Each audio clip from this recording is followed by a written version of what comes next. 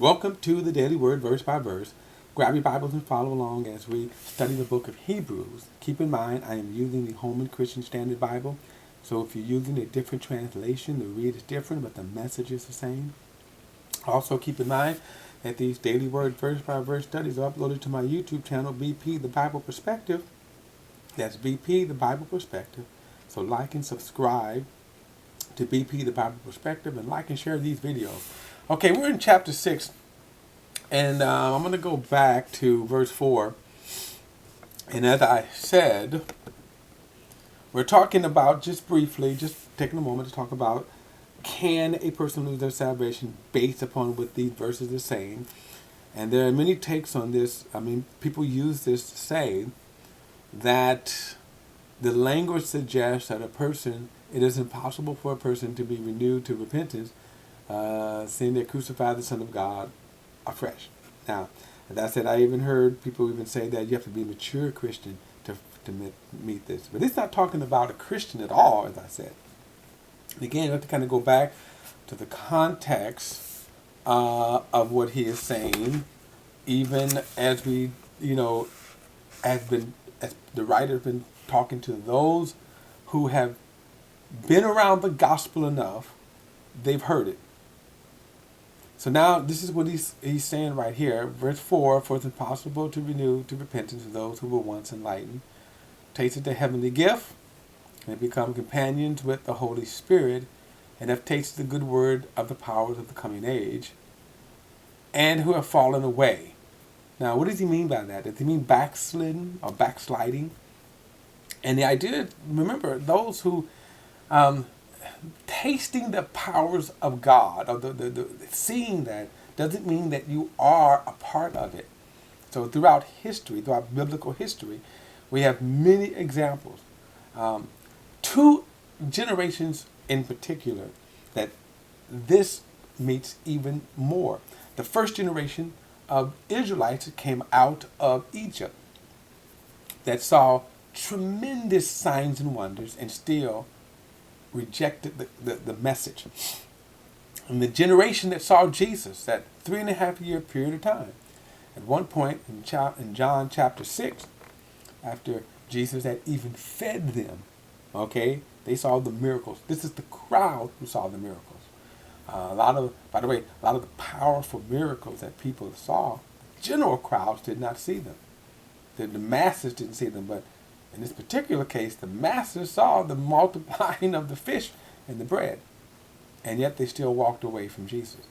So the fact that you see this, that doesn't mean that these people are saved. It means that they have been exposed. It makes it even worse that they did see these things, but then still rejecting. And this is what his rebuke is. He says, well, it is impossible. That's why he says, back in verse 1, leaving this elementary message about the Messiah. We're going to go on to maturity right here. Because we're coming to a point, and even in your dealing with people, in your reaching out to people, you're going to come to a point, even if you're arguing or debating with a person, you're going to come to a point where you're going to see it is no longer useless to argue with a person. That you've laid the facts down to them. They are rejecting the facts. So at this point, and he's saying, you guys are at the point, you've heard enough of the gospel that you should have embraced the gospel. This is now what he's going to say. He says, for it's impossible to renew to repentance those who were once enlightened. This, in other words, the enlightenment came through the preaching of the gospel. Then he says, who have tasted the heavenly gift, and that becomes companion with the Holy Spirit, and have tasted the good word and the powers of the coming age. So if you go back to Hebrews chapter 2, let me read this again. Verse 2 says, again, remember this, we must therefore pay more attention to what we have heard, so that we will not drift away. For the message spoken through angels was legally binding, And every transgression and disobedience received a just punishment. How shall we escape if if we neglect such great salvation? It was first spoken by the Lord, and it was confirmed to us by those who heard him. At the same time, God also testified by signs and wonders and various miracles and distributions of gifts from the Holy Spirit according to his will. And let me go to one more.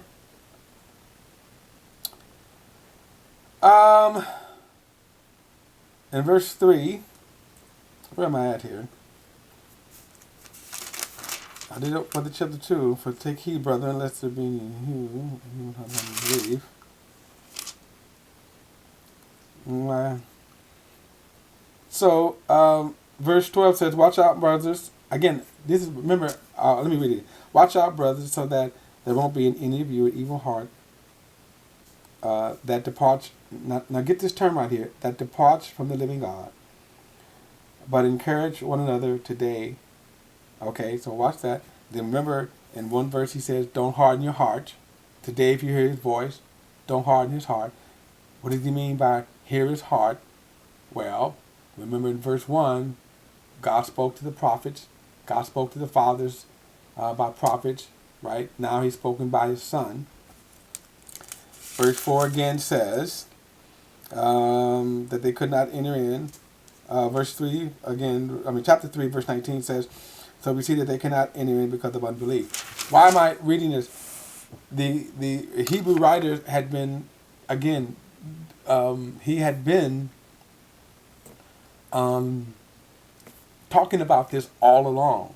Okay, so this is how we interpret scriptures, by what he had been saying. You just can't come in and just read this and go, what is he saying? And this is how people have been doing this. They've been interpreting these scriptures, just kind of just reading them in and of itself without what is the writer been saying all along in this letter. We understand the language. So the fact that they have heard the gospel, seen miracles, but they haven't believed. Right? They haven't believed. Remember that first generation of Israelites? They didn't believe.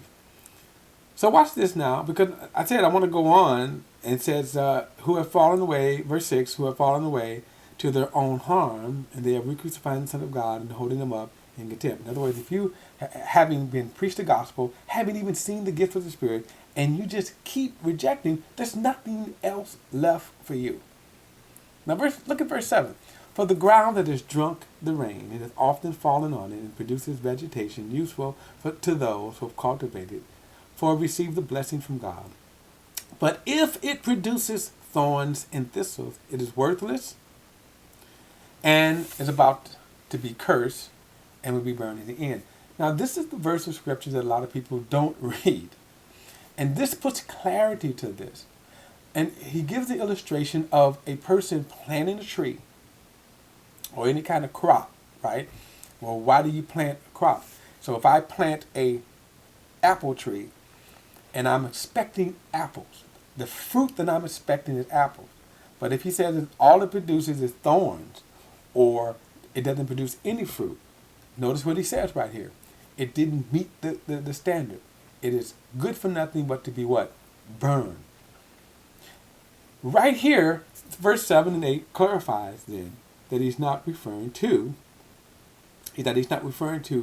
a person who was once saved and then they lost that state of salvation.